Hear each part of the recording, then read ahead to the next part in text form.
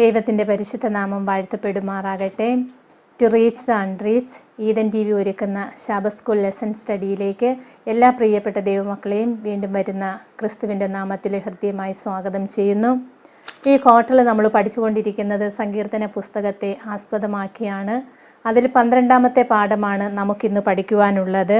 12ാമത്തെ പാഠത്തിൻ്റെ തലക്കെട്ട് worship that never ends, ഒരിക്കലും അവസാനിക്കാത്ത ആരാധന എന്ന തലക്കെട്ടിനെ ആസ്പദമാക്കിയാണ് ഈ ആഴ്ച നമുക്ക് പഠിക്കുവാനുള്ളത്. മനപ്പാഠവാക്യം സങ്കീർത്തനം 104:33. എൻ്റെ ആയുഷ്കാലത്തൊക്കെയും ഞാൻ യഹോവയ്ക്ക് പാടും, ഞാൻ ഉള്ളോടത്തോളം എൻ്റെ ദൈവത്തിന് കീർത്തനം പാടും. നാം സങ്കീർത്തന പുസ്തകങ്ങൾ അല്ലെങ്കിൽ സങ്കീർത്തനങ്ങൾ നാം പഠിക്കുമ്പോൾ സങ്കീർത്തനക്കാരന്മാർ ചോദിക്കുന്ന അതേ ചോദ്യം പലപ്പോഴും നമ്മുടെ ജീവിതത്തിലും ചോദിക്കുവാൻ നമുക്ക് അവസരങ്ങൾ ലഭിക്കാറുണ്ട്. ദൈവകൃപയുടെയും ദൈവശക്തിയുടെയും ദൈവത്തിൻ്റെ കരുതലിൻ്റെയും വലിയ അനുഭവം നമ്മുടെ ജീവിതത്തിൽ നമുക്ക് ഉണ്ടാകുമ്പോൾ സങ്കീർത്തനങ്ങൾ 116-ാം അധ്യായം അതിൻ്റെ 12ാമത്തെ വാക്യത്തിൽ സങ്കീർത്തനക്കാരൻ ചോദിക്കുന്ന ചോദ്യം പലപ്പോഴും നാമും ആവർത്തിച്ച് നമ്മുടെ ജീവിതങ്ങളിൽ ചോദിക്കാറുണ്ട്. ഇവിടെ പറഞ്ഞിരിക്കുന്നത് 112:12, 116:12. യഹോവ എനിക്ക് ചെയ്ത സകല ഉപകാരങ്ങൾക്കും ഞാൻ യഹോവയ്ക്ക് എന്ത് പകരം കൊടുക്കും? പലപ്പോഴും ദൈവത്തിൽ നിന്ന് നന്മയും ദൈവത്തിൻ്റെ കൃപയും ദൈവത്തിൻ്റെ ശക്തിയൊക്കെയും നമ്മുടെ ജീവിതത്തിൽ അനുഭവിക്കുമ്പോൾ നാം മിക്കപ്പോഴും ചോദിക്കുന്ന ഒരു ചോദ്യമാണിത്. അതിനുള്ള മറുപടിയും പാഠപുസ്തകത്തിൽ തന്നെ പറയുന്നുണ്ട്. നാം ദൈവത്തോട് വിശ്വസ്തൻ ആയിരിക്കുക എന്നുള്ളതാണ് അതിനുള്ള മറുപടി. നമ്മൾ സങ്കീർത്തന പുസ്തകങ്ങളിൽ ഇസ്രയേലിനെ കുറിച്ച് നാം ചിന്തിക്കുമ്പോൾ അവിടെ ഇസ്രയേൽ ഒരു രാഷ്ട്രം മാത്രമല്ല, ദൈവത്തിൻ്റെ തിരഞ്ഞെടുക്കപ്പെട്ട പ്രത്യേക ജനവും ഒരു മഹാസഭയും ഒരു ബഹുജനവുമായിട്ടാണ് ഇസ്രയേലിനെ നമ്മൾ സങ്കീർത്തനങ്ങളിൽ കാണുന്നത്. ആ ഇസ്രയേലിനെ ദൈവം ആ രാജ്യത്ത് ആക്കിയിരുന്നതിന് ഒരു ഉദ്ദേശം ദൈവത്തിനുണ്ടായിരുന്നു. മറ്റ് രാജ്യങ്ങളിലുള്ള ഇസ്രയേലിന് ചുറ്റും വസിച്ചിരുന്ന മറ്റ് രാജ്യങ്ങളിലുള്ള ജാതികൾ സത്യദൈവത്തെ സ്തുതിക്കുവാനും അതോടൊപ്പം ഇസ്രയേൽ ജനതയോടൊപ്പം സത്യദൈവത്തെ സാക്ഷീകരിക്കുന്നതിനും വേണ്ടിയിട്ട് ഇസ്രയേൽ ജനങ്ങൾ മുഖാന്തരം അതിനുള്ള വഴി അവർക്കൊരുക്കുന്നതിന് ദൈവം ആഗ്രഹിച്ചിരുന്നു. ദൈവത്തിൻ്റെ ഉദ്ദേശം അതായിരുന്നു. അവരൊരു വലിയ ജനസമൂഹമായിരുന്നു.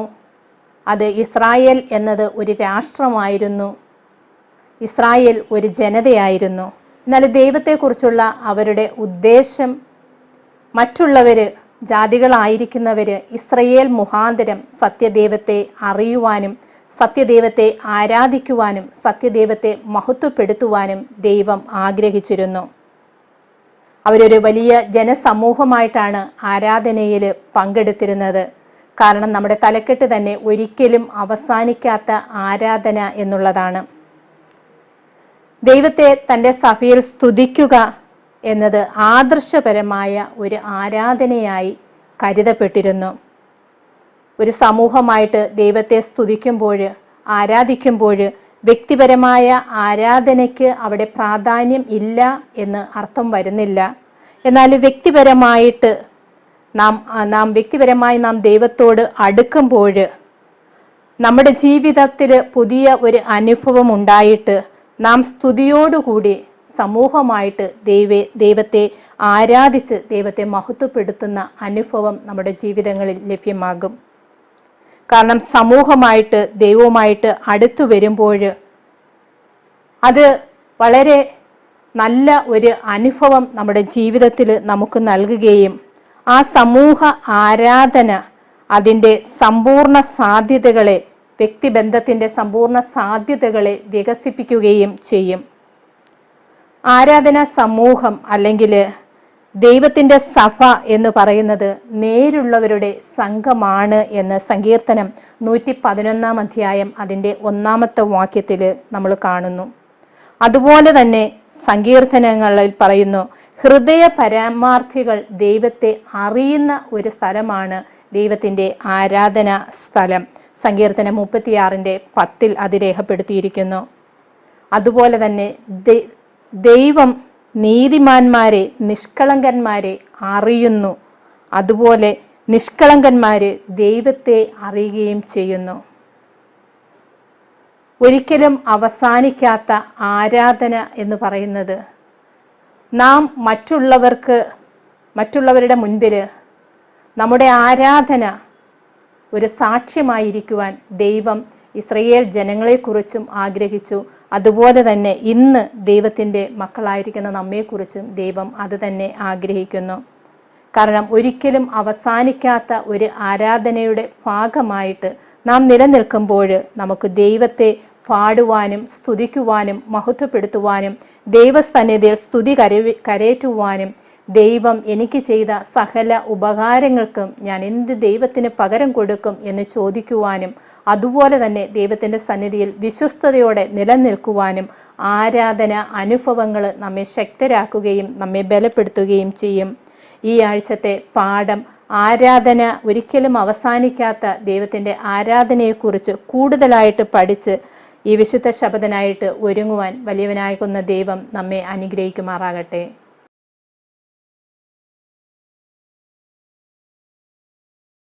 ഞായറാഴ്ചത്തെ പാഠഭാഗം വിശുദ്ധ മന്ദിരത്തിലേക്ക് കൈകൾ ഉയർത്തുന്നു. വിശുദ്ധ മന്ദിരത്തിലേക്ക് കൈകൾ ഉയർത്തുക. സങ്കീർത്തനം 134 അതിൻ്റെ 1 മുതൽ 3 വരെയുള്ള വാക്യങ്ങൾ നമ്മൾ വായിക്കുമ്പോൾ, അല്ലയോ രാത്രികാലങ്ങളിൽ യഹോവയുടെ ആലയത്തിൽ നിൽക്കുന്നവരായി യഹോവയുടെ സകല ദാസന്മാരുമായുള്ളവരെ യഹോവയെ വാഴ്ത്തുവിൻ. വിശുദ്ധ മന്ദിരത്തിലേക്ക് കൈ ഉയർത്തി യഹോവയെ വാഴ്ത്തുവിൻ. ആകാശവും ഭൂമിയും ഉണ്ടാക്കിയ യഹോവ സിയോനിൽ നിന്ന് നിന്നെ അനുഗ്രഹിക്കുമാറാകട്ടെ. ആരാധനയിൽ വിശുദ്ധ മന്ദിരത്തിലേക്ക് കൈകൾ ഉയർത്തി ദൈവത്തെ ആരാധിക്കുമ്പോൾ, ദൈവത്തെ മഹത്വപ്പെടുത്തുമ്പോൾ ദൈവത്തിൻ്റെ അനുഗ്രഹങ്ങൾ നമുക്ക് ലഭിക്കും എന്നുള്ളത് സങ്കീർത്തനം 134 1 മുതൽ 3 വരെയുള്ള വാക്യങ്ങളിൽ രേഖപ്പെടുത്തിയിരിക്കുന്നു. അതിൻ്റെ 3-ാമത്തെ വാക്യത്തിൽ പറയുന്നു, ആകാശവും ഭൂമിയും ഉണ്ടാക്കിയ യഹോവ സിയോനിൽ നിന്ന് നിന്നെ അനുഗ്രഹിക്കുമാറാകട്ടെ. നമ്മൾ സംഖ്യാപുസ്തകം 6-ാം അധ്യായം അതിൻ്റെ 24 മുതൽ 26 വരെയുള്ള വാക്യങ്ങൾ നമ്മൾ വായിക്കുമ്പോൾ അവിടെ രേഖപ്പെടുത്തിയിരിക്കുന്നത്, ദൈവം മോശയോട് പറഞ്ഞു, നീ അഹരോനോട് പറയുക, ഇസ്രയേൽ മക്കളെ അനുഗ്രഹിച്ച് ചൊല്ലേണ്ടുന്ന വചനങ്ങൾ ആവിത് എന്ന് പറഞ്ഞുകൊണ്ടാണ് ഈ വചനങ്ങളെ രേഖപ്പെടുത്തിയിരിക്കുന്നത്. സംഖ്യാപുസ്തകം 6-ാം അധ്യായം അതിൻ്റെ 24 മുതൽ 26 വരെയുള്ള വാക്യങ്ങൾ, യഹോവ നിന്നെ അനുഗ്രഹിച്ച് കാക്കുമാറാകട്ടെ.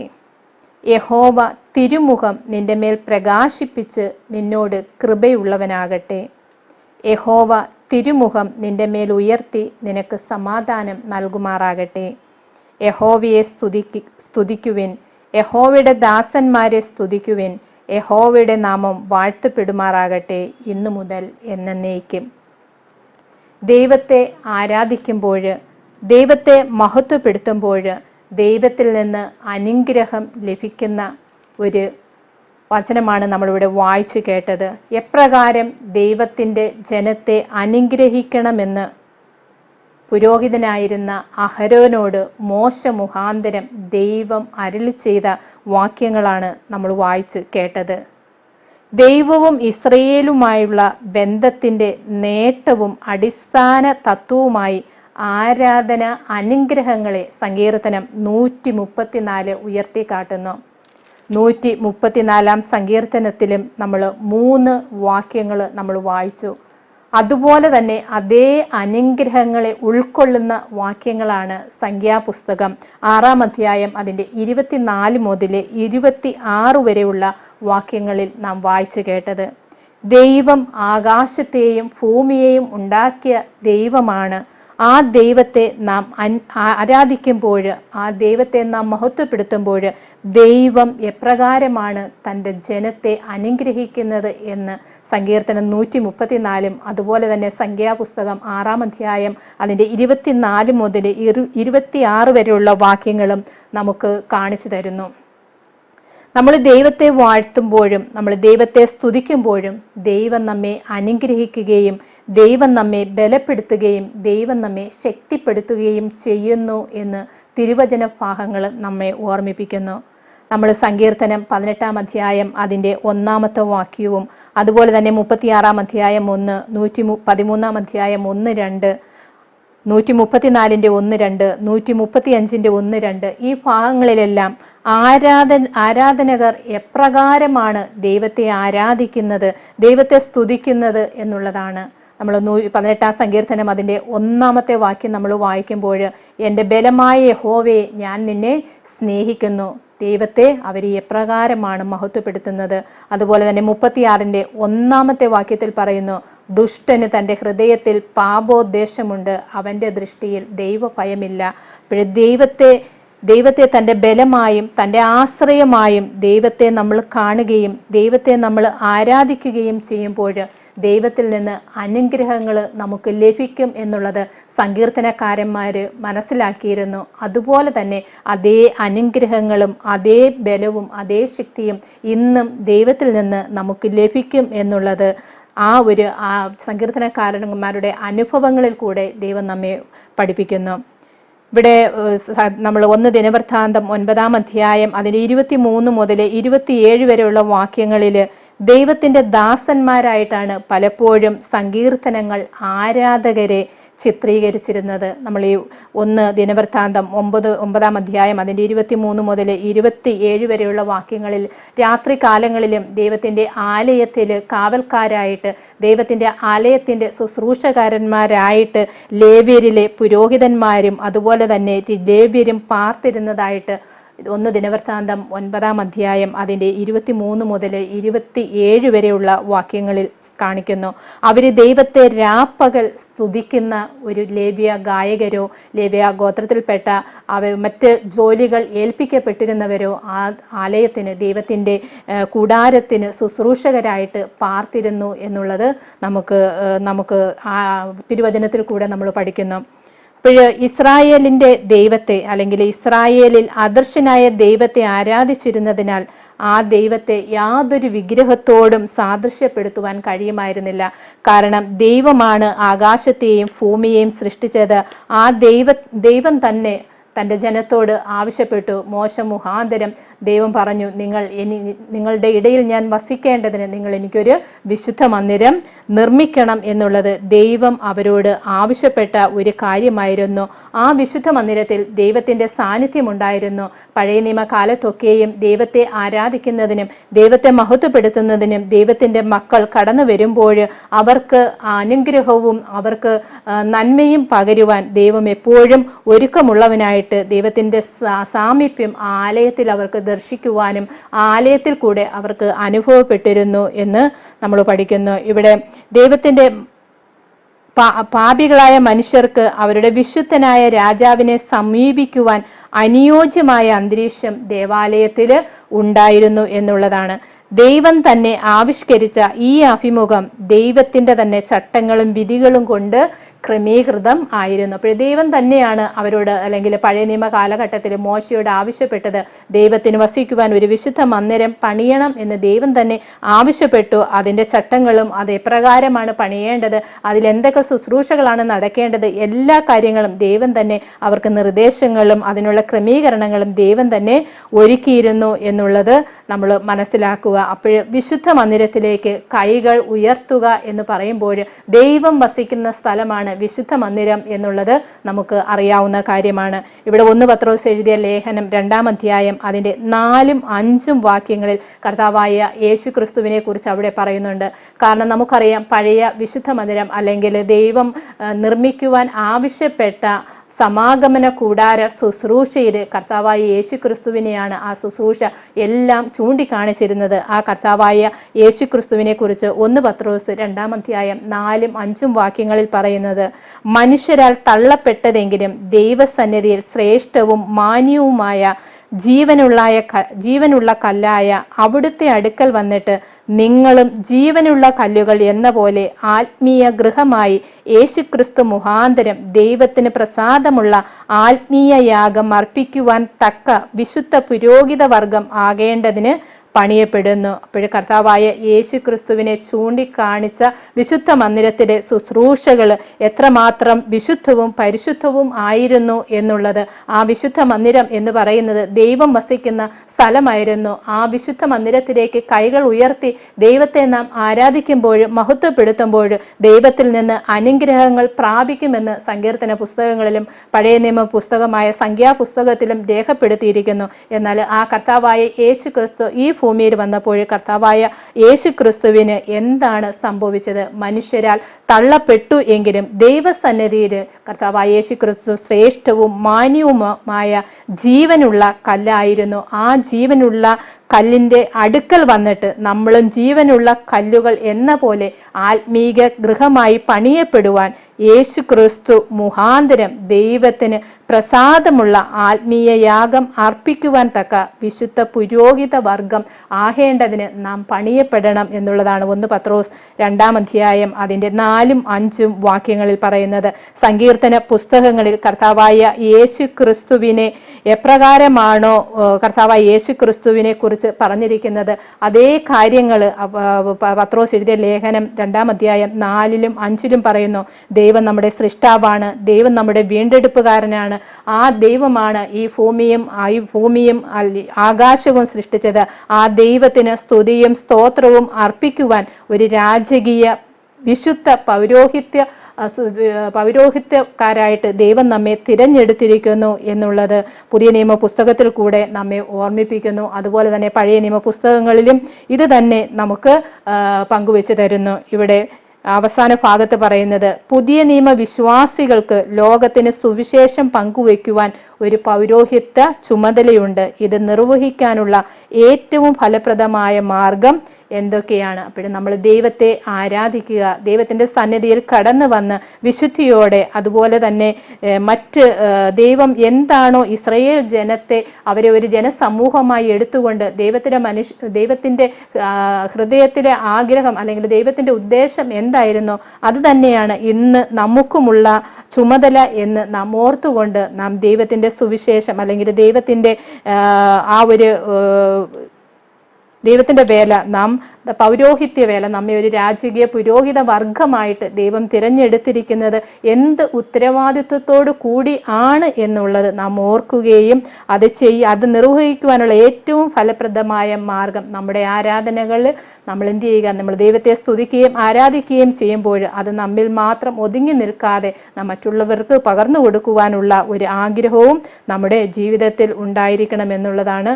അതുപോലെ തന്നെ വിശുദ്ധ മന്ദിരത്തിലേക്ക് നമ്മൾ കൈകൾ ഉയർത്തുമ്പോൾ ദൈവത്തിൻ്റെ സാന്നിധ്യം അവിടെയുണ്ട്. ആ ദൈവം അന്ന് ഇസ്രയേൽ മക്കളെയും അല്ലെങ്കിൽ പഴയ നിയമ കാലഘട്ടത്തിൽ ദൈവത്തിൻ്റെ ദാസന്മാരെയും പ്രവാചകന്മാരെയും അനുഗ്രഹിച്ചതുപോലെ ഇന്നും നമ്മെ അനുഗ്രഹിക്കുവാൻ ദൈവം സന്നദ്ധനാണ് എന്ന് നാം മനസ്സിലാക്കുകയും അതിൻ പ്രകാരം നമ്മുടെ ആരാധനകളെ ദൈവസന്നിധിയിൽ നീതിയുള്ള ആരാധനയായി ദൈവസന്നിധിയിൽ അർപ്പിക്കുവാൻ നമുക്ക് കഴിയുകയും വേണം.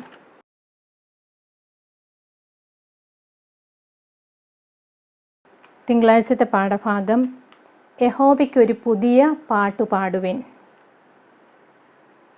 സങ്കീർത്തന പുസ്തകങ്ങൾ നമ്മൾ വായിക്കുമ്പോൾ സങ്കീർത്തനം എന്ന് പറയുന്നത് ഒരു പാട്ടുകളുടെ അല്ലെങ്കിൽ ഗാനങ്ങളുടെ വലിയ ഒരു പുസ്തകമാണ് സങ്കീർത്തന പുസ്തകം. ഇവിടെ യഹോവയ്ക്കൊരു പുതിയ പാട്ടു പാടുവിൻ എന്ന് സങ്കീർത്തനക്കാരൻ പറയുന്നു. നമ്മൾ സങ്കീർത്തനങ്ങൾ 33-ന്റെ 3-ഉം 40-ന്റെ 3-ഉം 96-ന്റെ 1-ഉം അതുപോലെ തന്നെ 144-ന്റെ 9, 149-ന്റെ 1 ഈ വാക്യങ്ങളൊക്കെ വായിക്കുമ്പോൾ യഹോവയ്ക്കൊരു പുതിയ പാട്ടു പാടുവിൻ എന്ന് സങ്കീർത്തനക്കാരന്മാർ ഓരോ സങ്കീർത്തനങ്ങളിലും പറയുന്നു. സങ്കീർത്തനം 33:3, അവന് പുതിയ പാട്ടുപാടുവിൻ, ഘോഷസ്വരത്തോടെ നന്നായി വാദ്യം വായിപ്പിൻ. സങ്കീർത്തനം 40:3, അവൻ എൻ്റെ വായിൽ പുതിയൊരു പാട്ട് തന്നു, നമ്മുടെ ദൈവത്തിന് സ്തുതി തന്നെ.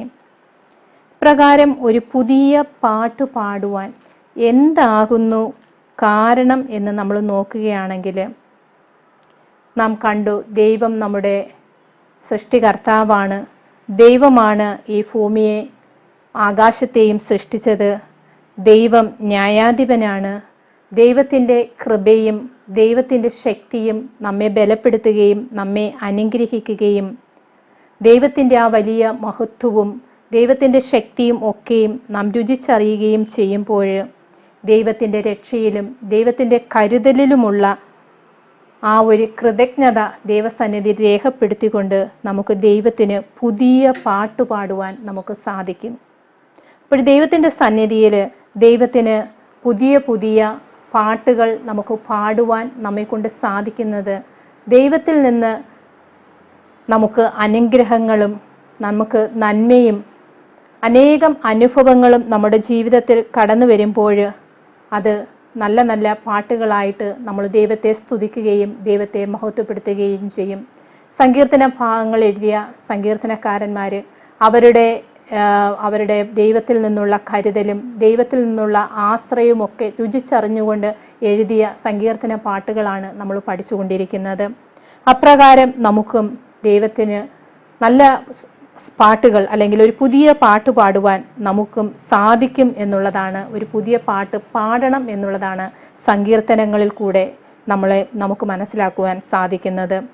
കാരണം പലപ്പോഴും സങ്കീർത്തനക്കാരന്മാർ അവരുടെ മരണത്തിൽ നിന്നും അതുപോലെ തന്നെ ശത്രുക്കളിൽ നിന്നുമൊക്കെയും ദൈവം അവരെ രക്ഷിച്ചപ്പോൾ അവർ വിടുതലിൻ്റെ അനുഭവമായിട്ട് ദൈവം അവരെ സംരക്ഷിച്ചതിൻ്റെ ഓർമ്മയ്ക്കായിട്ട് പുതിയ പാട്ടുകൾ ദൈവസന്നിധിയിൽ പാടി ഇസ്രായേൽ മക്കളെ ചെങ്കടൽ കടന്ന് അല്ലെങ്കിൽ ചെങ്കടലിനെ ഉണങ്ങിയ നിലമായി അവർക്ക് മുന്നിൽ കൂടെ ദൈവം ഒരുക്കി അവർ ഉണങ്ങിയ നിലത്തുകൂടി അതിനെ കടന്നു വന്നപ്പോൾ അവർ ദൈവസന്നിധിയിൽ പാടി സ്തുതിച്ചു. ദൈവത്തെ പാടുക, സ്തുതിക്കുക അത് ആരാധനയുടെ ഒരു ഭാഗമാണ്. അതുപോലെ തന്നെ നാം ദൈവത്തെ പാടുമ്പോഴും ദൈവത്തെ സ്തുതിക്കുമ്പോഴും നമുക്ക് ദൈവത്തോടുള്ള ആ ഒരു ആത്മീയമാകുന്ന ശക്തിയും ബലവും നമുക്ക് ലഭിക്കുവാൻ സാധ്യമാകും. ഇവിടെ ദൈവത്തിൻ്റെ സ്നേഹത്തെയും ദൈവത്തിൻ്റെ അത്ഭുതങ്ങളെയും ദൈവം നമ്മെ നടത്തിയ വഴികളെയും ഒക്കെ നമ്മൾ ഓർക്കുമ്പോൾ നമുക്ക് പുതിയ പുതിയ പാട്ടുകൾ ദൈവസന്നിധിയിൽ നമുക്ക് പാടുവാൻ സാധിക്കും. നമ്മൾ യെശയ്യാവിൻ്റെ പുസ്തകം 42-ാം അധ്യായം അതിൻ്റെ 10 മുതൽ 12 വരെയുള്ള വാക്യങ്ങളിൽ പറയുന്നത്, സമുദ്രത്തിൽ സഞ്ചരിക്കുന്നവരും അതിലുള്ള സകല ദ്വീപുകളും അവയിലെ നിവാസികളുമായുള്ളവരെ, യഹോവയ്ക്കൊരു പുതിയ പാട്ടും ഭൂമിയുടെ അറ്റത്ത് നിന്ന് അവന് സ്തുതിയും പാടുവിൻ. മരുഭൂമിയും അതിലെ പട്ടണങ്ങളും കോതാർ പാർക്കുന്ന ഗ്രാമങ്ങളും ശബ്ദമുയർത്തട്ടെ. ശൈലനിവാസികൾ ഘോഷിച്ചുല്ലസിക്കുകയും മലമുകളിൽ നിന്ന് ആർക്കുകയും ചെയ്യട്ടെ. നമ്മൾ എവിടെയായിരുന്നാലും ദൈവസന്നിധിയിൽ ദൈവത്തിനു വേണ്ടിയിട്ട് പാടുവാനും ദൈവത്തെ മഹത്വപ്പെടുത്തുവാനും നമുക്ക് സാധിക്കണം എന്നുള്ളതാണ്. ഇവിടെ പുതിയ പാട്ടിനെ കുറിച്ച് അതുപോലെ തന്നെ വെളിപ്പാടിൻ്റെ പുസ്തകം 5-ാം അധ്യായം അതിൻ്റെ 9-ാമത്തെ വാക്യവും വെളിപ്പാടിൻ്റെ പുസ്തകം 5-ാം അധ്യായം 14-ാം അധ്യായം അതിൻ്റെ 3-ാമത്തെ വാക്യത്തിലും പുതിയ പാട്ടിനെ കുറിച്ച് പറയുന്നുണ്ട്. 5-ാം അധ്യായം അതിൻ്റെ 9-ാമത്തെ വാക്യത്തിൽ പറയുന്നത്, പുസ്തകം വാങ്ങുവാനും അതിൻ്റെ മുദ്ര പൊട്ടിക്കുവാനും നീ യോഗ്യൻ. നീ അറുക്കപ്പെട്ട നിന്റെ രക്തം കൊണ്ട് സർവഗോത്രത്തിലും ഭാഷയിലും ജാതിയിലും നിന്നുള്ളവരെ ദൈവത്തിനായി വിലയ്ക്ക് വാങ്ങി. 14-ാം അധ്യായം അതിൻ്റെ 3-ാമത്തെ വാക്യത്തിൽ പറയുന്നത്, അവർ സിംഹാസനത്തിനും 4 ജീവികൾക്കും മൂപ്പന്മാർക്കും മുമ്പാകെ ഒരു പുതിയ പാട്ടുപാടി ഭൂമിയിൽ നിന്ന് വിലയ്ക്ക് വാങ്ങിയിരുന്ന 144,000 പേർക്കല്ലാതെ ആർക്കും ആ പാട്ടു പഠിക്കുവാൻ കഴിഞ്ഞില്ല എന്ന് ഈ വാക്യങ്ങൾ പറയുന്നു. ഇവിടെ ദൈവം നമ്മുടെ വീണ്ടെടുപ്പുകാരനാണ്. ആ വീണ്ടെടുപ്പുകാരനെ സ്തുതിച്ചുകൊണ്ട് ആ വീണ്ടെടുപ്പുകാരന് നന്ദിയും സ്തുതിയും കരയേറ്റിക്കൊണ്ട് ദൈവസന്നിധിയിൽ നാം പാടണം എന്നുള്ളതാണ്. ഇവിടെ പുതിയ പാട്ട് എന്ന് പറയുമ്പോൾ സത്യാരാധന യാഗങ്ങൾക്കും വഴിപാടുകൾക്കും അപ്പുറം ആണ് എന്നുള്ളത് ദൈവത്തിൻ്റെ വചനം നമ്മെ പഠിപ്പിക്കുന്നു. പലപ്പോഴും യാഗങ്ങളും വഴിപാടുകളും ദൈവസന്നിധിയിൽ നാം അർപ്പിക്കും. എന്നാൽ അതിനൊക്കെയും അപ്പുറമാണ് ദൈവത്തെ ആരാധിക്കുക, ദൈവത്തെ മഹത്വപ്പെടുത്തുക, ദൈവവുമായിട്ടുള്ള ആ ഒരു ആത്മീയ ബന്ധം എന്ന് പറയുന്നത്. എപ്പോഴും പുതുമയുള്ളതും ചലനാത്മകവുമായി ദൈവത്തോടുള്ള സജീവമായ ഒരു ബന്ധത്തെ അത് പ്രതിഫലിപ്പിക്കുന്നു. ദൈവം നമുക്ക് വേണ്ടി ചെയ്ത കാര്യങ്ങളോടുള്ള സ്നേഹത്തെയും ആസ്വാദനത്തെയും ദിവസേന പുതുതായി പ്രകടിപ്പിക്കുന്നതാണ് പുതിയ പാട്ടെന്ന് ഒരർത്ഥത്തിൽ ഒരുവന് ലളിതമായി പറയാം.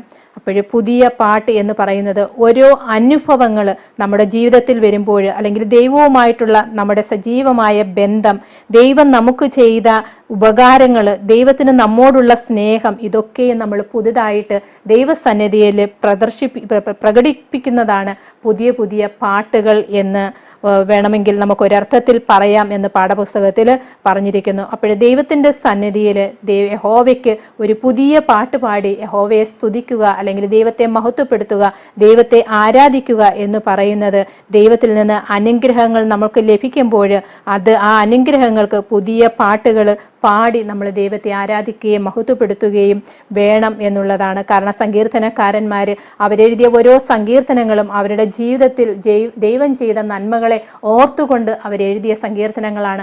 അതുപോലെ തന്നെ അവരുടെ ജീവിതത്തിൽ വന്ന കഷ്ടപ്പാടുകളിലും വേദനകളിലും അവരെ അഭിമുഖീകരിച്ച് അതിൽ നിന്നൊക്കെയും ദൈവം അവരെ വിടുവിച്ചപ്പോൾ അത് അവർക്ക് സ്തോത്രഗാനങ്ങളായും സ്തുതിഗീതങ്ങളായും അവർ എഴുതി ആ ഗാനങ്ങൾ ഇന്ന് നമ്മൾ വായിക്കുകയും പഠിക്കുകയും മനസ്സിലാക്കുകയും ചെയ്യും.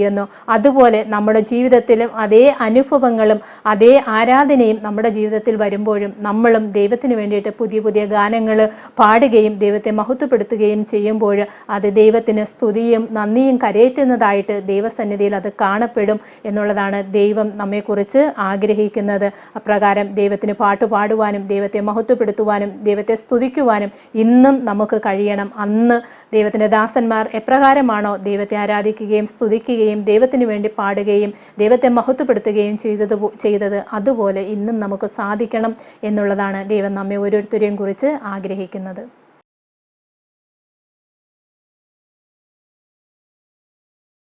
ചൊവ്വാഴ്ചത്തെ പാഠഭാഗം യഹോവേ അങ്ങയുടെ കൂടാരത്തിൽ ആർ പാർക്കും. സങ്കീർത്തനങ്ങൾ 15 നമ്മൾ വായിക്കുമ്പോൾ യഹോവയുടെ കൂടാരത്തിൽ പാർക്കുന്നത് ആരാണ്, അല്ലെങ്കിൽ എങ്ങനെയുള്ളവരാണ് എന്ന് സങ്കീർത്തനങ്ങൾ 15 നമ്മെ പഠിപ്പിക്കുന്നു. സങ്കീർത്തനങ്ങൾ 15 എല്ലാവർക്കും സുപരിചിതമായിട്ടുള്ള ഒരു സങ്കീർത്തന ഭാഗമാണ്. പലരും കാണാതെ പഠിച്ചിട്ടുള്ള ഒരു സങ്കീർത്തനമാണ് സങ്കീർത്തനങ്ങൾ 15. അവിടെ പറയുന്നത്, നിന്റെ വിശുദ്ധ പർവ്വതത്തിൽ ആർ വസിക്കും എന്ന് ചോദിച്ചതിന് ശേഷം നിഷ്കളങ്കനായി നടന്ന് നീതി പ്രവർത്തിക്കുകയും ഹൃദയപൂർവ്വം സത്യം സംസാരിക്കുകയും ചെയ്യുന്നവൻ, നാവുകൊണ്ട് കുരള പറയാതെയും തൻ്റെ കൂട്ടുകാരനോട് ദോഷം ചെയ്യാതെയും കൂട്ടുകാരന് അപമാനം വരുത്താതെയും ഇരിക്കുന്നവൻ, വഷളനെ നിന്ദ്യനായി എണ്ണുകയും യഹോവ ഭക്തന്മാരെ ബഹുമാനിക്കുകയും ചെയ്യുന്നവൻ, സത്യം ചെയ്തിട്ടും ഛേദം വന്നാലും മാറാത്തവൻ, തൻ്റെ ദ്രവ്യം പലിശയ്ക്ക് കൊടുക്കാതെയും കുറ്റമില്ലാത്തവന് വിരോധമായി കൈക്കൂലി വാങ്ങാതെയും ഇരിക്കുന്നവൻ, ഇങ്ങനെ ചെയ്യുന്നവൻ ഒരു നാളും കുലുങ്ങിപ്പോകുകയില്ല എന്ന് തിരുവചനം നമ്മെ പഠിപ്പിക്കുന്നു. ഇവിടുത്തെ ചൊവ്വാഴ്ചത്തെ പാഠത്തിൻ്റെ ഹെഡിങ് യഹോവേ അങ്ങയുടെ കൂടാരത്തിൽ ആർ പാർക്കും. അതിൻ്റെ ഉത്തരം നമുക്ക് സങ്കീർത്തനം 15-ാം അധ്യായം നമ്മെ വ്യക്തമായിട്ടും മനസ്സിലാക്കി തരുന്നു. നമ്മൾ ആവർത്തന പുസ്തകം 6-ാം അധ്യായം അതിൻ്റെ 5-ാമത്തെ വാക്യം നമ്മൾ വായിക്കുമ്പോൾ അവിടെ പറഞ്ഞിരിക്കുന്നത്, നിന്റെ ദൈവമായ യഹോവയെ നീ പൂർണ്ണ ഹൃദയത്തോടും പൂർണ്ണാത്മാവോടും പൂർണ്ണ മനസ്സോടും പൂർണ്ണ ശക്തിയോടും കൂടെ സ്നേഹിക്കണം എന്നുള്ളതാണ്. നമ്മൾ ദൈവത്തിൻ്റെ സന്നിധിയിൽ നമ്മൾ വസിക്കണം, അല്ലെങ്കിൽ ദൈവത്തിൻ്റെ സന്നിധിയിൽ ദൈവത്തോടൊപ്പം നമ്മൾ ആയിരിക്കണം എന്ന് നാം ആഗ്രഹിക്കുന്നുണ്ടെങ്കിൽ ദൈവത്തോട് നമ്മൾ എപ്രകാരം, അല്ലെങ്കിൽ നമ്മുടെ സ്വഭാവം എപ്രകാരം ആയിരിക്കണം എന്നുള്ളതാണ് സങ്കീർത്തനം 15 പറഞ്ഞത്. അതുപോലെ തന്നെ മീഹ എഴുതിയ പുസ്തകം 6-ാം അധ്യായം അതിൻ്റെ 6 മുതൽ 8 വരെയുള്ള വാക്യങ്ങൾ നമ്മൾ വായിക്കുമ്പോൾ അവിടെ ചോദിക്കുന്നു, ദൈവത്തിൻ്റെ കൂടാരത്തിൽ അല്ലെങ്കിൽ ദൈവത്തിൻ്റെ ആലയത്തിൽ ഞാൻ എങ്ങനെ ആയിരിക്കണം, എന്തൊന്നുകൊണ്ട് ഞാൻ യഹോവയുടെ സന്നിധിയിൽ ചെന്നു അത്യുന്നത ദൈവത്തിൻ്റെ മുമ്പാകെ കുമ്പിടേണ്ടു, ഞാൻ ഹോമയാഗങ്ങളോടും 1 വയസ്സ് പ്രായമുള്ള കാളക്കിടാങ്ങളോടും കൂടെ അവൻ്റെ സന്നിധിയിൽ ചെല്ലണമോ, 1000 ആട്ടുകൊറ്റനിലും 10,000 തൈലനദിയിലും യഹോവ പ്രസാദിക്കുമോ, എൻ്റെ അതിക്രമത്തിനു വേണ്ടി ഞാൻ എൻ്റെ ആദ്യജാതനെയും ഞാൻ ചെയ്ത പാപത്തിനു വേണ്ടി എൻ്റെ ഉദരഫലത്തെയും കൊടുക്കണമോ? ഒത്തിരി ചോദ്യങ്ങൾ, 3-4 ചോദ്യങ്ങൾ അവിടെ മീഖയുടെ പുസ്തകം 6-ാം അധ്യായം 6 മുതൽ 8 വരെയുള്ള 7 വരെയുള്ള വാക്യങ്ങളിൽ ചോദിച്ചിട്ട് 8-ാമത്തെ വാക്യത്തിൽ അവിടെ പറഞ്ഞിരിക്കുന്നത് വളരെ അർത്ഥവത്തായ ഒരു കാര്യമാണ്. അവിടെ പറയുന്നു, മനുഷ്യ നല്ലതെന്തെന്ന് അവൻ നിനക്ക് കാണിച്ചു തന്നിരിക്കുന്നു. ന്യായം പ്രവർത്തിക്കുവാനും ദയാതൽപരനായിരിക്കുവാനും നിന്റെ ദൈവത്തിൻ്റെ സന്നിധിയിൽ താഴ്മയോടെ നടക്കുവാനുമല്ലാതെ എന്താകുന്നു യഹോവ നിന്നോട് ചോദിക്കുന്നത്? അപ്പോഴും ദൈവത്തിൻ്റെ സന്നിധിയിൽ അല്ലെങ്കിൽ ദൈവത്തിൻ്റെ കൂടാരത്തിൽ പാർക്കുന്ന ഒരു വ്യക്തിക്ക് അല്ലെങ്കിൽ ഒരു സമൂഹത്തിന് അല്ലെങ്കിൽ ഒരു സഭയ്ക്ക് ഉണ്ടായിരിക്കേണ്ട സ്വഭാവ ഗുണങ്ങളാണ്. മനുഷ്യ നല്ലതെന്തെന്ന് ഞാൻ നിനക്ക് കാണിച്ചു തന്നിരിക്കുന്നു. ദൈവത്തിന് ന്യായം പ്രവർത്തിക്കുവാനും ദയാതൽപരനായിരിക്കുവാനും നിന്റെ ദൈവത്തിൻ്റെ സന്നിധിയിൽ താഴ്മയോടെ നടക്കുവാനുമല്ലാതെ എന്താകുന്നു ദൈവം നിന്നോട് ചോദിക്കുന്നത് എന്ന ഒരു ചോദ്യമാണ് അവിടെ നമുക്ക് ലഭിക്കുന്നത്. അപ്പോഴേ ദൈവത്തിൻ്റെ സന്നിധിയിൽ നമ്മൾ എപ്രകാരം ആയിരിക്കണം എന്നുള്ളത് തിരുവചനം തന്നെ നമ്മെ പഠിപ്പിക്കുന്നു. അപ്പോഴേ ദൈവത്തിൻ്റെ കൂടാരത്തിൽ ആർ പാർക്കും എന്നുള്ളതിനുള്ള ഉത്തരം 15-ാം സങ്കീർത്തനവും അതുപോലെ തന്നെ സങ്കീർത്തനം 23-ാം അധ്യായം അതിൻ്റെ 3 മുതൽ 6 വരെയുള്ള വാക്യങ്ങൾ, 10-ാം അധ്യായം അതിൻ്റെ 1 മുതൽ 3 വരെയുള്ള വാക്യങ്ങൾ, ഈ വാക്യങ്ങളൊക്കെ വായിക്കുമ്പോൾ വിശുദ്ധി അല്ലെങ്കിൽ ദൈവസന്നിധിയിൽ വിശുദ്ധനായിരിക്കുക എന്നതിൻ്റെ അർത്ഥം എന്താണ് എന്നൊരു ചോദ്യം ഇവിടെ ചോദിച്ചിരിക്കുന്നു. പൂർണ്ണതയുള്ള ഒരു ഹൃദയം അല്ലെങ്കിൽ നിർമ്മല ഹൃദയം ദൈവം മുൻപാകെ നിൽക്കുവാൻ ഒരു വ്യക്തിക്ക് ആവശ്യമാണ് എന്നുള്ളത് പാഠഭാഗത്ത് തന്നെ പറഞ്ഞിരിക്കുന്നു. അതാണ് ഒരു വ്യക്തിയുടെ ഏറ്റവും വലിയ ഗുണം എന്ന് പറഞ്ഞിരിക്കുന്നു. എബ്രായ ഭാഷയിലെ തമീം എന്നത് അതിൻ്റെ അർത്ഥം എന്ന് പറയുന്നത് പൂർണ്ണം അല്ലെങ്കിൽ തികവുള്ളത് എന്നാണ് അതിൻ്റെ അർത്ഥം. പൂർണ്ണമായും അല്ലെങ്കിൽ പൂർണ്ണമായ ഒരു മുന്തിരിവള്ളിക്ക് എല്ലാ ഭാഗങ്ങളുമുണ്ട്, അതിനൊരു പൂർണ്ണതയുണ്ട്. അതുപോലെ ഒരു വ്യക്തി പൂർണ്ണ ഹൃദയത്തോടെ, പൂർണ്ണ ആത്മാവോടെ, പൂർണ്ണ ശക്തിയോടെ ദൈവസന്നിധിയിൽ ആയിരിക്കണം. ദൈവത്തെ നമ്മൾ അപ്രകാരമായിരിക്കണം. ദൈവത്തിൻ്റെ ആലയത്തിൽ അല്ലെങ്കിൽ ദൈവത്തിൻ്റെ കൂടാരത്തിൽ അങ്ങനെയുള്ളവർക്ക് മാത്രമേ വസിക്കുവാൻ സാധിക്കൂ എന്നുള്ളത് പറയുന്നു. ഇവിടെ ലേവ്യ പുസ്തകം 22-ാം അധ്യായം അതിൻ്റെ 21 മുതൽ 24 വരെയുള്ള വാക്യങ്ങൾ നമ്മൾ വായിക്കുമ്പോൾ അവിടെ ഒരു യാഗവസ്തുവിനെ എടുക്കുമ്പോൾ ആ യാഗവസ്തു ഊനമില്ലാത്ത ഒരു യാഗവസ്തുവായിരിക്കണം. ഒരു കുറവോ ഒരു ബലഹീനതയോ ആ യാഗവസ്തുവിന് ഉണ്ടാകുവാൻ പാടില്ല എന്നുള്ളതാണ്. ആ ഊനമില്ലാത്ത ആ ഒരു യാഗവസ്തു എപ്രകാരം ഊനമില്ലാത്തത് ആയിരിക്കുന്നുവോ അതുപോലെ ദൈവസന്നിധിയിൽ നാം തികവുള്ളവർ ആയിരിക്കണം എന്നുള്ളതാണ്. നമ്മുടെ ഹൃദയശുദ്ധിയാണ് അവിടെ ആഗ്രഹിക്കുന്നത്. ദൈവത്തിൻ്റെ സന്നിധിയിൽ നാം ഹൃദയശുദ്ധി ഉള്ളവർ ആയിരിക്കണം. ദൈവത്തെ നമ്മൾ ആരാധിക്കുമ്പോൾ, ദൈവത്തെ നമ്മൾ മഹത്വപ്പെടുത്തുമ്പോൾ, ദൈവസന്നിധിയിൽ നമ്മൾ ആയിരിക്കുമ്പോൾ, ദൈവത്തോട് നമ്മൾ അടുക്കുമ്പോൾ ദൈവം നമ്മെക്കുറിച്ച് ആഗ്രഹിക്കുന്നത് അല്ലെങ്കിൽ ദൈവം പ്രസാദിക്കുന്നത് നമ്മുടെ ഹോമയാഗങ്ങളിലോ നമ്മുടെ വഴിപാടുകളിലോ നമ്മുടെ നേർച്ചകളിലോ അല്ല. ദൈവസന്നിധിയിൽ നമ്മൾ താഴ്മയോടെ നടക്കുക, മറ്റുള്ളവരോട് ദയയോടെയും സ്നേഹത്തോടെയും നമ്മൾ ഇടപെടുക, ഇതൊക്കെയാണ് ദൈവം നമ്മെക്കുറിച്ച് ആഗ്രഹിക്കുന്നത്. സമ്പൂർണമായ ഹൃദയം അല്ലെങ്കിൽ നിർമ്മല ഹൃദയം ദൈവസന്നിധിയിൽ നമുക്ക് ഉണ്ടായിരിക്കണം. നിഷ്കളങ്ക ഹൃദയമാണത്.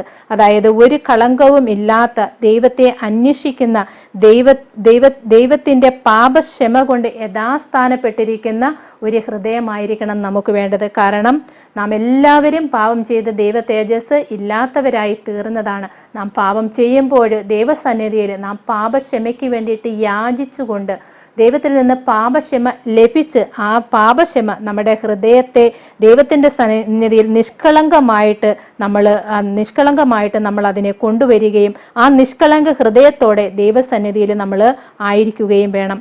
കുറ്റരഹിതമായ ഒരു ജീവിതം ദൈവത്തിൻ്റെ കൃപയും നീതിയും ലഭിക്കുന്നതിലൂടെ ഉളവാകുന്നു. അപ്പോഴേ ഒരിക്കലും നമുക്ക് സ്വന്തമായിട്ട് അല്ലെങ്കിൽ നമുക്ക് തന്നെ നമ്മുടെ ഹൃദയത്തെ ശുദ്ധിയോ വിശുദ്ധിയോ ആക്കി തീർക്കുവാൻ നമുക്ക് സാധിക്കുകയില്ല.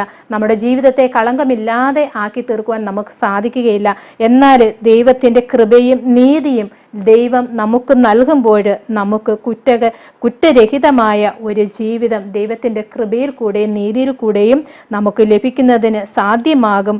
അതിന് ദൈവകൃപ, ദൈവ ഭയത്തിൽ ജീവിക്കുവാൻ ദൈവത്തിൻ്റെ ദാസന്മാരെ പ്രോത്സാഹിപ്പിക്കുകയും ശക്തീകരിക്കുകയും ചെയ്യും എന്നുള്ളതാണ്. അപ്പോൾ ഒരിക്കലും നമ്മുടെ ശക്തി കൊണ്ടോ നമ്മുടെ ബുദ്ധി കൊണ്ടോ നമുക്ക് ഒരിക്കലും ദൈവത്തിൻ്റെ ആ ഒരു സ്നേഹത്തിലും കൂട്ടായ്മയിലും ദൈവവചനത്തിനും കീഴടങ്ങി പോകുവാൻ നമുക്ക് സാധിക്കുകയില്ല.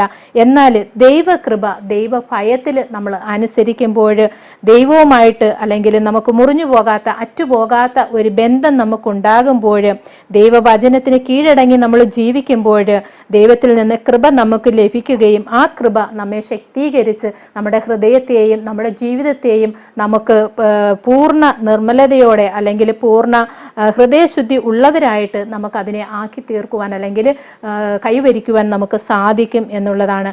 അതിന് നമുക്ക് വേണ്ടത് ദൈവസന്നിധിയിൽ നമ്മെ പൂർണ്ണമായിട്ടും സമർപ്പിക്കുക എന്നുള്ളതാണ്. അർപ്പിതനും പരമഭക്തനുമായ ഒരുവന്റെ ജീവിതം തനിക്കല്ല ദൈവത്തിന് പുകഴ്ചയുളവാക്കുന്നു. അപ്പോൾ നമ്മുടെ ജീവിതത്തിൽ നമുക്കുണ്ടാകുന്ന നമ്മുടെ സ്വഭാവം അല്ലെങ്കിൽ നല്ല വ്യക്തിത്വം ഒരിക്കലും അത് നമ്മുടെ പുകഴ്ചയ്ക്കോ നമ്മുടെ മാനത്തിനോ അല്ല, അത് ദൈവത്തിൻ്റെ പുകഴ്ചയ്ക്കും ദൈവത്തിൻ്റെ മാനത്തിനുമായിട്ട് നമ്മൾ വിനിയോഗിക്കുക. അതുപോലെ തന്നെ വിപരീത വിധത്തിലാണ് നൽകപ്പെട്ടിരിക്കുന്നത്. ഇവിടെ സങ്കീർത്തനം 15-ാം അധ്യായം അതിൻ്റെ 3 മുതൽ 5 വരെയുള്ള വാക്യങ്ങൾ ദൈവത്തിൻ്റെ അനുഭാവം നേടുന്നതല്ല, ദൈവത്തിൽ നിന്ന് വേർപെട്ടു പോകാതിരിക്കുന്നതിനെ കുറിച്ചാണ് അവ സൂചിപ്പിക്കുന്നത്. അതിൻ്റെ 3 മുതൽ 5 വരെയുള്ള വാക്യങ്ങൾ എന്ന് പറയുമ്പോൾ നാവ് കൊണ്ട് കുരള പറയാതെയും തൻ്റെ കൂട്ടുകാരനോട് ദോഷം ചെയ്യാതെയും ഇങ്ങനെയുള്ള കാര്യങ്ങൾ നമ്മൾ ദൈവത്തിന് സങ്കീർത്തനം 15-ലെ അധിക നിബന്ധനകളും വിപരീത വിധത്തിലാണ് നൽകപ്പെട്ടിരിക്കുന്നത്. ദൈവത്തിൻ്റെ അനുഭാവം നേടുന്നതല്ല, ദൈവത്തിൽ നിന്ന് വേർപെട്ട് പോകാതിരിക്കുന്നതിനെ കുറിച്ചാണ് അവ പറയുന്നത്. ഈ കാര്യങ്ങൾ നാം ചെയ്യുമ്പോൾ അല്ലെങ്കിൽ കൂട്ടുകാരൻ നാവ് കൊണ്ട് കള്ളം പറയാതെയും കൂട്ടുകാരന് ദോഷം ചെയ്യാതെയും കൂട്ടുകാരന് അപമാനം വരുത്താതെയും യഹോവ ഭക്തന്മാരെ ബഹുമാനിക്കുകയും അതുപോലെ തന്നെ സത്യം ചെയ്തിട്ടും ഛേദം വന്നാലും മാറാതെയും തൻ്റെ ദ്രവ്യം പലിശയ്ക്ക് കൊടുക്കാതെയും കുറ്റമില്ലാത്തവന് വിരോധമായി കൈക്കൂലി വാങ്ങാതെയും ഒക്കെ നാം ഇരിക്കുമ്പോൾ നാം ദൈവത്തിൽ നിന്ന് വേർപെട്ടു പോകാതെ ദൈവത്തോട് അടുത്ത് ജീവിക്കുന്ന ഒരു അനുഭവം നമുക്ക് ഉണ്ടാകും. അത് നമുക്ക് നേടിയെടുക്കുവാൻ അല്ലെങ്കിൽ അത് നമ്മുടെ ജീവിതത്തിൽ നമുക്ക് പ്രയോഗത്തിൽ വരുത്തുവാൻ നമുക്ക് സാധിക്കുന്നത് നമ്മുടെ ശക്തി കൊണ്ടല്ല, നമ്മളുടെ ദൈവവുമായിട്ടുള്ള കൂട്ടായ്മയും അതുപോലെ തന്നെ ദൈവവചനത്തിന് നമ്മൾ കീഴടങ്ങി ജീവിക്കുമ്പോഴാണ് ഇപ്രകാരമുള്ള സ്വഭാവങ്ങൾ നമ്മുടെ ജീവിതത്തിൽ നമുക്ക് ലഭിക്കുന്നതും അത് നമ്മുടെ ജീവിതത്തിൽ നമുക്ക് ഉൾക്കൊള്ളുവാൻ സാധിക്കുന്നതും.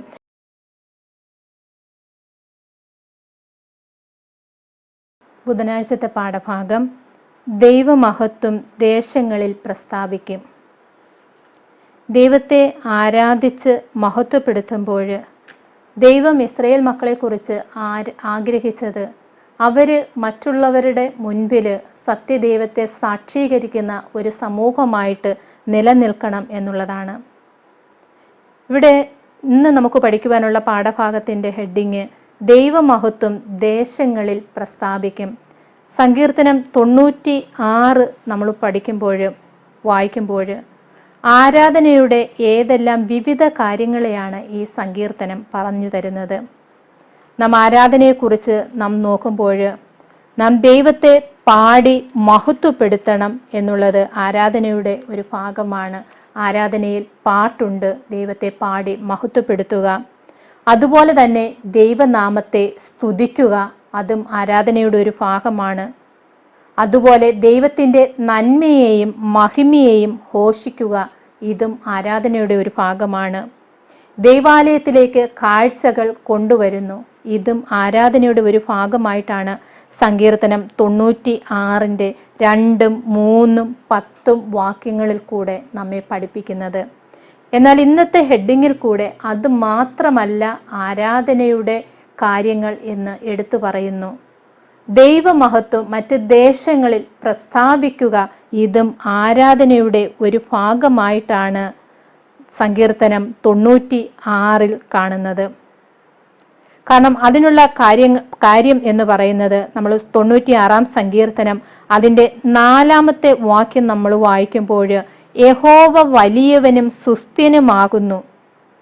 ദൈവരാജ്യത്തെ മറ്റുള്ളവരുടെ ഇടയിൽ നമ്മൾ സുവിശേഷീകരിക്കേണ്ടതിൻ്റെ പ്രാധാന്യം എന്താണ് എന്നുള്ളതിനുള്ള ഉത്തരമാണ് സങ്കീർത്തനം 96-ന്റെ 4-ാമത്തെ വാക്യത്തിൽ പറയുന്നത്. യഹോവ വലിയവനും സുസ്ഥിരനുമാകുന്നു. ജാതികളുടെ ദേവന്മാർ മിഥ്യാമൂർത്തികളത്രേ, യഹോവയല്ലോ ആകാശത്തെയും ഭൂമിയെയും ഉണ്ടാക്കിയിരിക്കുന്നു. മറ്റ് ജാതികളുടെ ദേവന്മാർ അവർ മിഥ്യാമൂർത്തികളാണ്. അവർക്ക് കണ്ണുണ്ടെങ്കിലും അവർ കാണുന്നില്ല, കാതുണ്ടെങ്കിലും കേൾക്കുന്നില്ല എന്ന് നമ്മൾ വചനത്തിൽ കൂടെ നമ്മൾ വായിക്കുന്നു.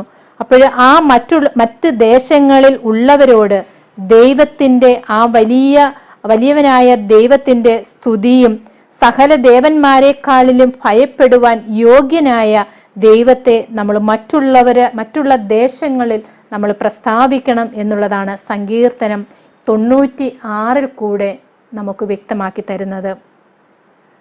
പാടുന്നതും സ്തുതിക്കുന്നതും ദൈവത്തിന് സ്തോത്ര കാഴ്ചകൾ കൊണ്ടുവരുന്നതും സുവിശേഷം പ്രസ്താവിക്കുന്നതും എല്ലാം ആരാധനയുടെ ഭാഗമാണ്. എങ്കിൽ പോലും മറ്റ് ദേശങ്ങളിലേക്ക് അല്ലെങ്കിൽ മറ്റ് ജാതികളുടെ ഇടയിലേക്ക് ദൈവത്തിൻ്റെ സുവിശേഷം അല്ലെങ്കിൽ ദൈവത്തെക്കുറിച്ചുള്ള അറിവ് പകർന്നു കൊടുക്കുന്നതും ആരാധനയുടെ ഒരു ഭാഗമായിട്ടാണ് സങ്കീർത്തനം 96 നമ്മൾ വായിക്കുമ്പോൾ നമ്മൾ മനസ്സിലാക്കുന്നത്.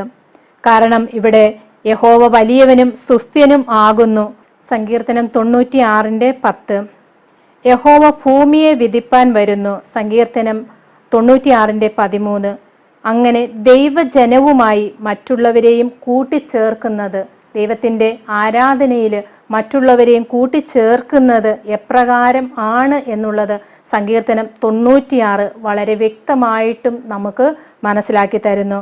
ഇവിടെ അവസാനമായിട്ട് മുഴുവൻ സൃഷ്ടിയും ദൈവാരാധനയിൽ ഒത്തുവരുന്നതും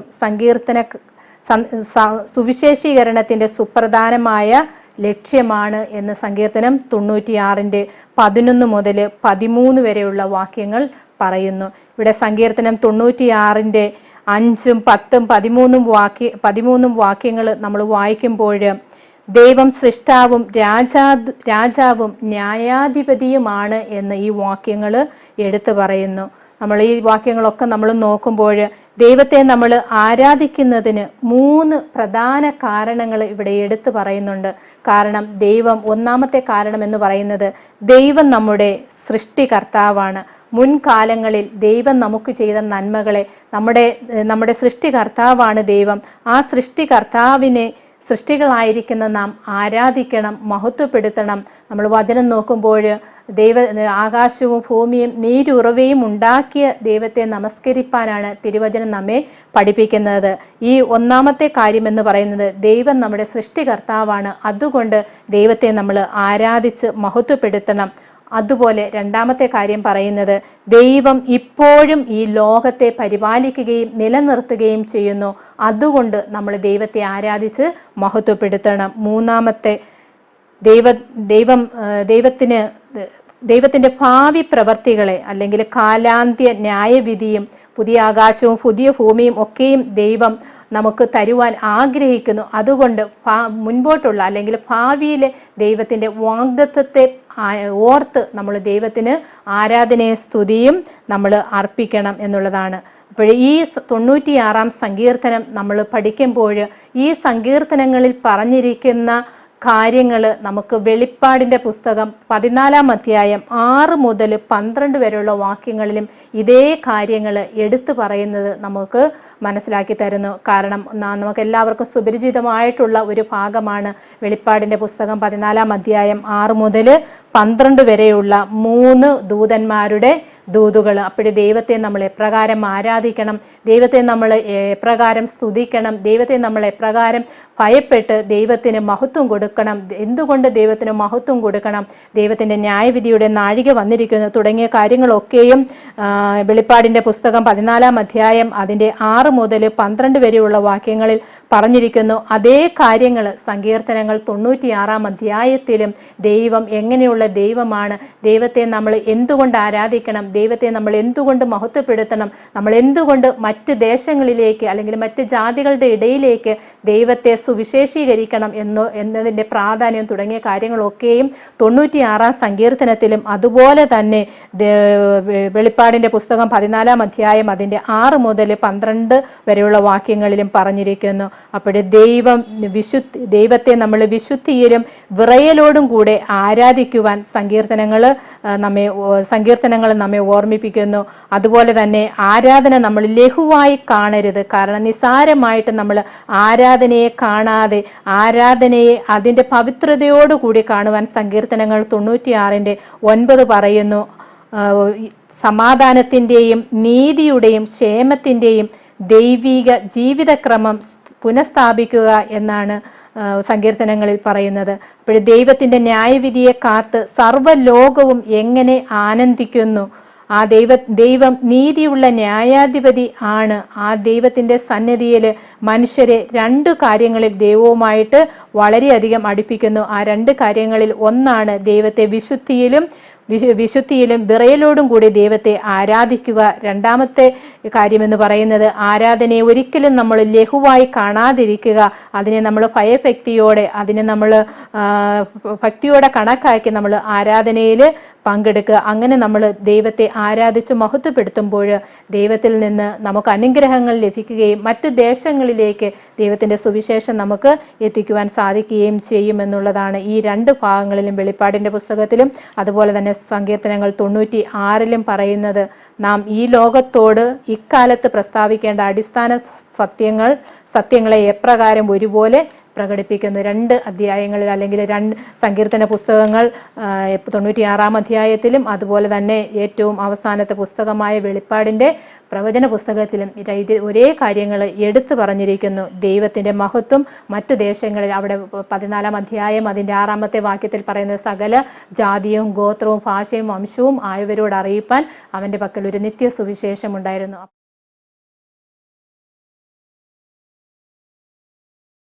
വ്യാഴാഴ്ചത്തെ പാഠഭാഗം ദൈവം യാഗങ്ങളിൽ പ്രസാദിക്കാത്തപ്പോൾ.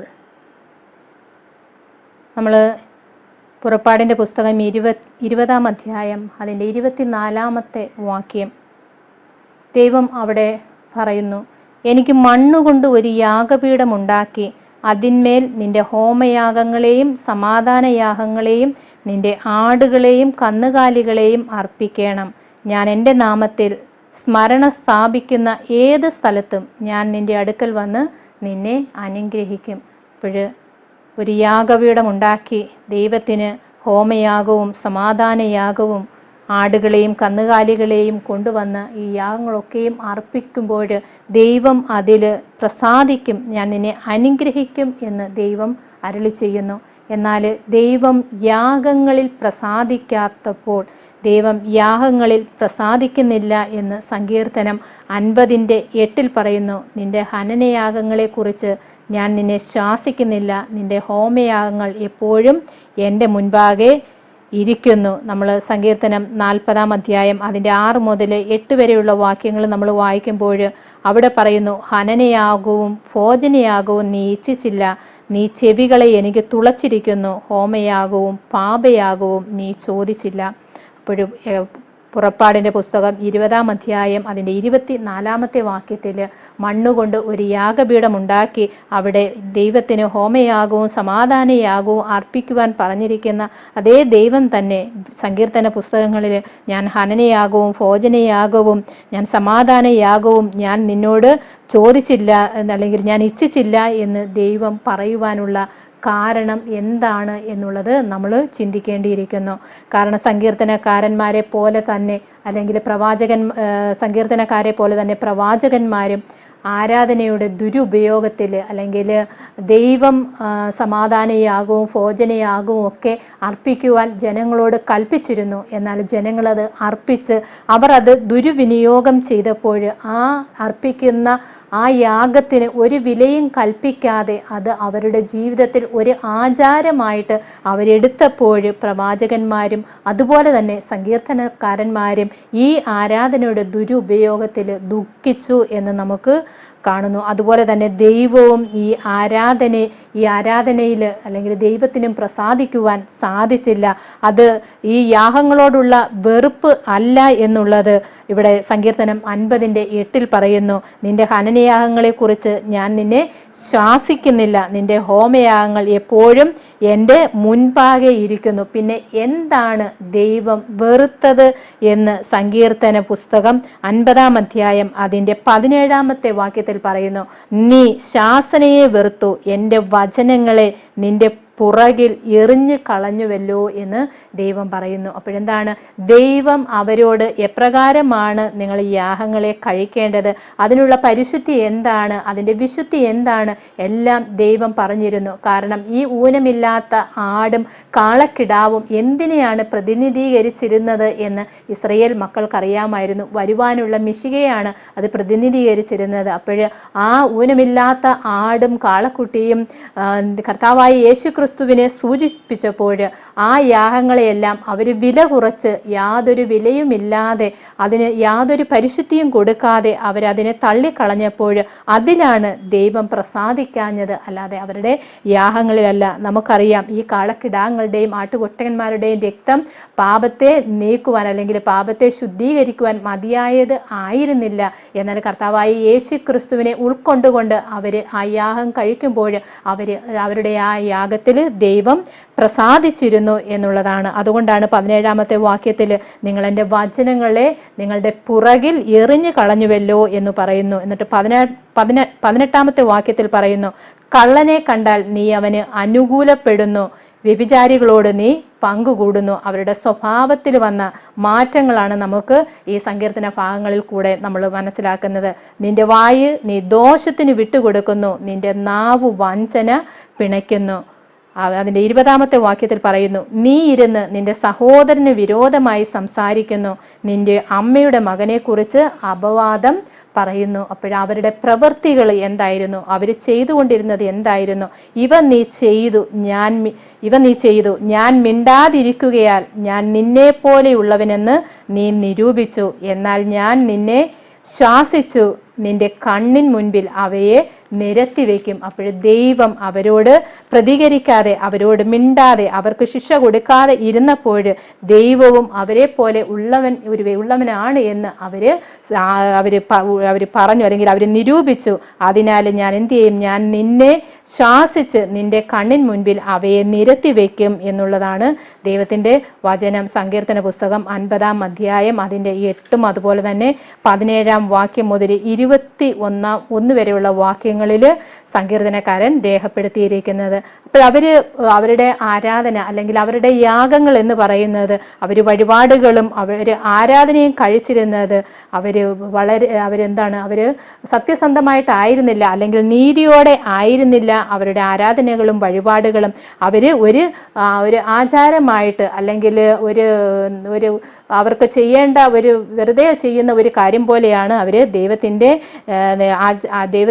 ദൈവത്തോടുള്ള ആരാധനയെ അവർ കണ്ടിരുന്നത്. അതുകൊണ്ടാണ് പഴയ നിയമ കാലഘട്ടത്തിൽ ദൈവത്തെ ആരാധിക്കുന്നത് അവർ യാഗങ്ങളിൽ കൂടെയും വഴിപാടുകളിൽ കൂടെയും ദൈവസന്നിധിയിൽ കടന്നു വന്ന് ദൈവത്തിന് യാഗപീഠം പണിത് ദൈവത്തെ ആരാധിച്ച് മഹത്വപ്പെടുത്തുകയായിരുന്നു. ഇന്ന് നമ്മൾ ദൈവത്തിൻ്റെ ആലയത്തിൽ പോയി നമ്മൾ ദൈവത്തെ ആരാധിച്ച് മഹത്വപ്പെടുത്തുന്നത് പോലെ, അല്ലെങ്കിൽ നമ്മുടെ ഭവനത്തിൽ നമ്മൾ രാവിലെയും വൈകിട്ടും നമ്മൾ പ്രാർത്ഥിച്ച് ദൈവത്തെ മഹത്വപ്പെടുത്തുന്നത് പോലെ, അന്ന് ദൈവത്തിൻ്റെ ജനങ്ങൾ ദൈവത്തിൻ്റെ ആലയങ്ങളിലും അതുപോലെ തന്നെ അവരെവിടെയാണോ വസിക്കുന്നത് ആ സ്ഥലത്ത് അവർ ദൈവത്തിന് യാഗപീഠം പണിത് ദൈവത്തിന് പ്രസാദമുള്ള യാഗങ്ങൾ അർപ്പിക്കുമായിരുന്നു. എന്നാൽ അത് അവരുടെ ഒരു ദിനചര്യ അല്ലെങ്കിൽ അവരൊരു ആചാരമായിട്ട് അതിനെ കണക്കാക്കിയപ്പോൾ അതിനുള്ള പരിശുദ്ധി അവർ നഷ്ടപ്പെടുത്തി. അതാണ് ദൈവം അവരുടെ യാഗങ്ങളിൽ പ്രസാദിക്കാതെ ദൈവം ഇരുന്നത് എന്നുള്ളത് സങ്കീർത്തന പുസ്തകങ്ങൾ കാണിച്ചു തരുന്നു. ഇവിടെ സങ്കീർത്തനങ്ങളിലും 40 അധ്യായം 40 സങ്കീർത്തനം അതിൻ്റെ 6 മുതൽ 8 വരെയുള്ള വാക്യങ്ങളിൽ പറയുന്നു,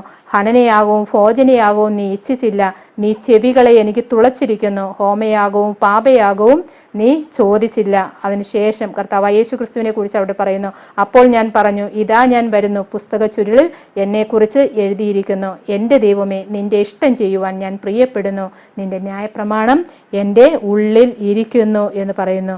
അപ്പോൾ ദൈവത്തിൻ്റെ മുൻപിൽ നീതിയോടെ അർപ്പിക്കേണ്ട യാഗങ്ങളെ ദൈവജനം അതിൻ്റെ പരിശുദ്ധി നഷ്ടപ്പെടുത്തിക്കൊണ്ട് ദൈവത്തിൻ്റെ മുൻപിൽ സമർപ്പിച്ചപ്പോൾ ആ യാഗങ്ങളിൽ ദൈവം പ്രസാദിക്കാതെ ഇരുന്നു എന്നുള്ളതാണ്.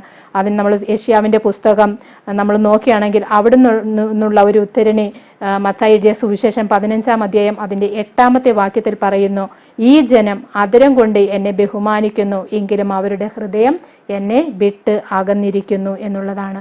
അപ്പോഴത്തെ പലപ്പോഴും ദൈവത്തിൻ്റെ വചനങ്ങൾ നമ്മൾ വാ കൊണ്ട് പറയുകയും എന്നാൽ നമ്മുടെ ഉള്ളം കൊണ്ട് നമ്മൾ അതിൽ നിന്ന് അകന്നിരിക്കുകയും ചെയ്യുമ്പോൾ ദൈവത്തിന് അതിൽ പ്രസാദിക്കുവാൻ കഴിയുകയില്ല. കാരണം നമ്മുടെ യാഗങ്ങളോ നമ്മുടെ സ്തോത്ര കാഴ്ചകളോ നമ്മുടെ വഴിപാടുകളിലോ മാത്രമല്ല ദൈവം പ്രസാദിക്കുന്നത്. ദൈവത്തിൻ്റെ വചനം പറയുന്നു, നമ്മൾ വായിച്ചു കേട്ടു, മീഹ 6:8 മനുഷ്യ നല്ലതെന്തെന്ന് ദൈവം നിനക്ക് കാണിച്ചു തന്നിരിക്കുന്നു, ന്യായം പ്രവർത്തിപ്പാനും ദൈവത്തിൻ്റെ സന്നിധിയിൽ താഴ്മയോടെ നടപ്പാനും ആകുന്നു ദൈവം നമ്മോട് പറഞ്ഞിരിക്കുന്നത്. അപ്പോൾ ദൈവത്തെ നമ്മൾ അധരം കൊണ്ട് ദൈവത്തെ നമ്മൾ ബഹുമാനിക്കുകയും നമ്മുടെ ഹൃദയം കൊണ്ട് നമ്മൾ ദൈവത്തോട് അകന്നിരിക്കുകയും ചെയ്യുകയാണെങ്കിൽ ദൈവത്തിന് നമ്മിൽ പ്രസാദം വരികയില്ല എന്നുള്ളതാണ്.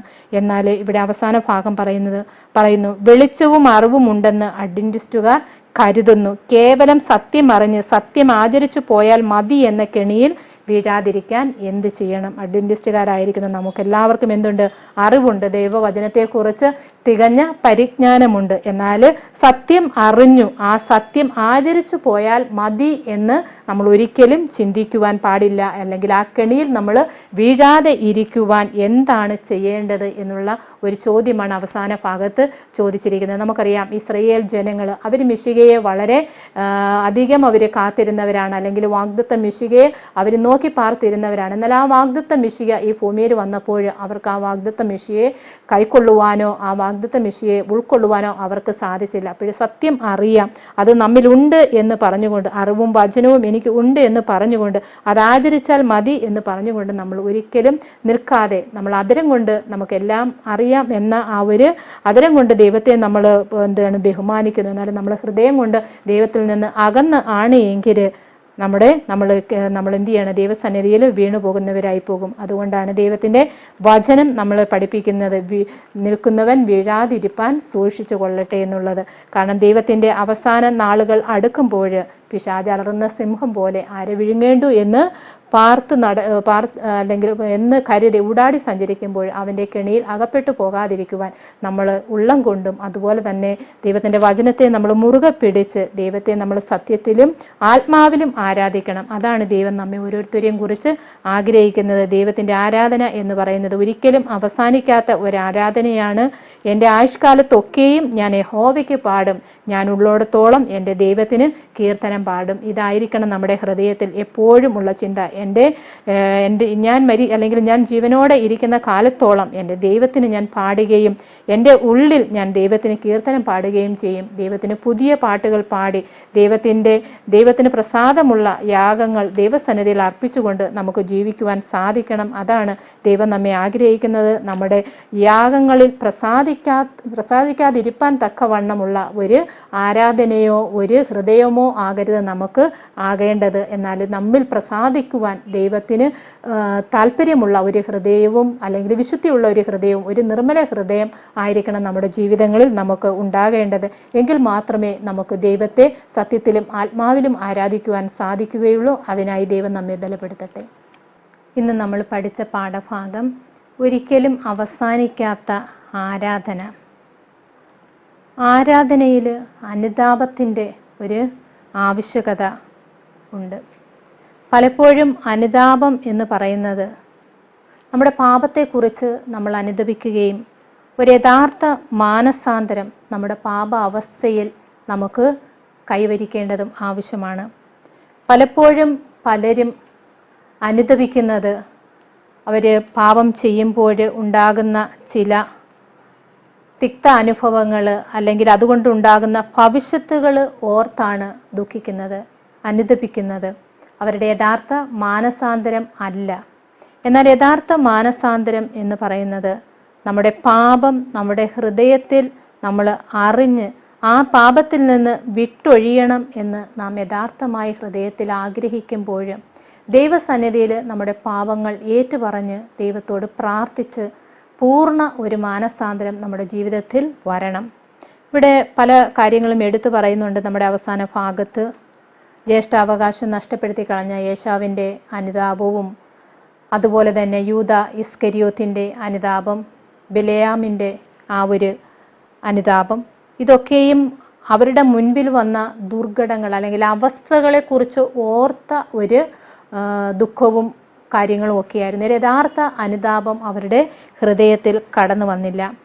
ഇവിടെ ദൈവത്തിൻ്റെ വചനം നമ്മളെ പഠിപ്പിക്കുന്നത്, ദൈവത്തെ നമ്മൾ ആരാധിക്കുമ്പോൾ വിശുദ്ധിയോടും അതുപോലെ തന്നെ ആരാധന ഒരിക്കലും നമ്മൾ നിസ്സാരമായിട്ട് കാണാതെ അതിൻ്റെ പരിശുദ്ധിയോടുകൂടെ നമ്മൾ ആരാധിക്കണമെന്നുള്ളതാണ്.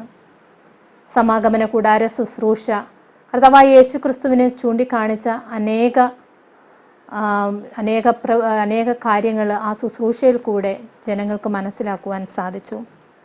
കർത്താവായ യേശു ക്രിസ്തു മനുഷ്യകരങ്ങളാൽ നിർമ്മിതമായ ആലയത്തിൽ വസിക്കുന്നില്ല എങ്കിൽ പോലും ദൈവത്തിൻ്റെ വചനമുണ്ട്, 1 or 2 പേർ എൻ്റെ നാമത്തിൽ എവിടെ കൂടി വന്നാലും ആയവരുടെ മധ്യത്തിൽ എൻ്റെ സാന്നിധ്യം ഉണ്ടാകും എന്നുള്ളത്.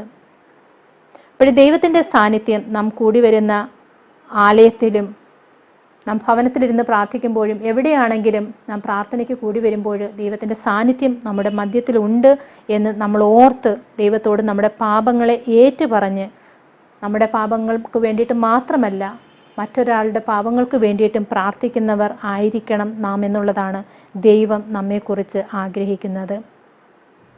ദൈവത്തെ ആരാധിക്കുവാനായിട്ട് നമ്മൾ കൂടി വരുമ്പോൾ നമ്മിൽ നിന്ന് സർവ്വ ദോഷങ്ങളും നമ്മൾ വിട്ട് നമ്മുടെ സകല പാപങ്ങളും ദൈവസന്നിധിയിൽ ഏറ്റുപറഞ്ഞ് നമ്മൾ മറ്റുള്ളവർക്കും നമുക്കും വേണ്ടിയിട്ട് നമ്മൾ പ്രാർത്ഥിക്കുമ്പോൾ ദൈവത്തെ ആത്മാവിലും സത്യത്തിലും വിശുദ്ധിയുടെ സൗന്ദര്യത്തോടെ ആരാധിക്കുന്നില്ലെങ്കിൽ അവരുടെ കൂടിവരവ് കൊണ്ട് ഒരു പ്രയോജനവുമില്ല എന്ന് പറയുന്നു. ഇവിടെ പറയുന്നുണ്ട്, തങ്ങളുടെ പാപങ്ങളെ ഏറ്റുപറയുന്നതിനും ഒരുവന് വേണ്ടി മറ്റൊരുവൻ പ്രാർത്ഥിക്കുന്നതിനും വേണ്ടി തന്നെ അന്വേഷിച്ചവർ കൂടി വരുമ്പോൾ തൻ്റെ ആത്മാവിൽ അവരെ കണ്ടുമുട്ടുമെന്ന് ദൈവം വാഗ്ദത്തം ചെയ്തിട്ടുണ്ട്. പക്ഷേ തന്നെ ആരാധിക്കുവാനായി കൂടി വരുമ്പോൾ സർവ്വദോഷങ്ങളും അവർ വിട്ടുകളയണം. ദൈവത്തെ അവർ ആത്മാവിലും സത്യത്തിലും വിശുദ്ധിയുടെ സൗന്ദര്യത്തോടെ ആരാധിക്കുന്നില്ലെങ്കിൽ അവരുടെ കൂടിവരവ് കൊണ്ട് പ്രയോജനമില്ല. അപ്രകാരമുള്ളവരോട് യഹോവ അരുളി ചെയ്യുന്നു, ഈ ജനം വായുകൊണ്ട് എന്നോട് അടുത്തു വരുന്നു, അധരങ്ങൾ കൊണ്ട് എന്നെ ബഹുമാനിക്കുന്നു, എങ്കിലും അവരുടെ ഹൃദയം എന്നോട് അകന്നിരിക്കുന്നു. ദൈവത്തെ ആരാധിക്കുന്നവർ അവിടുത്തെ ആത്മാവിലും സത്യത്തിലും ആരാധിക്കണം, കാരണം അങ്ങനെയുള്ളവരാണ് തന്നെ ആരാധിക്കേണ്ടതെന്ന് പിതാവ് ആഗ്രഹിക്കുന്നു. പിന്നെ ആരാധനയ്ക്ക് നമ്മൾ കടന്നു വരുമ്പോൾ നമ്മളുടെ എല്ലാ അവസ്ഥകളെയും ദൈവസന്നിധിയിൽ സമർപ്പിച്ചുകൊണ്ട് വളരെ വിശുദ്ധിയോടെയും ഭയഭക്തിയോടെയും ആരാധനയിൽ നമ്മൾ പങ്കെടുത്ത് നമ്മൾ ഒരുവന് വേണ്ടിയിട്ട് ഒരുവൻ പ്രാർത്ഥിക്കുമ്പോൾ ദൈവത്തിൻ്റെ അനുഗ്രഹം നമുക്കും, നമ്മൾ ആർക്ക് വേണ്ടിയിട്ടാണോ പ്രാർത്ഥിക്കുന്നത് അവർക്കും ഉണ്ടാകും.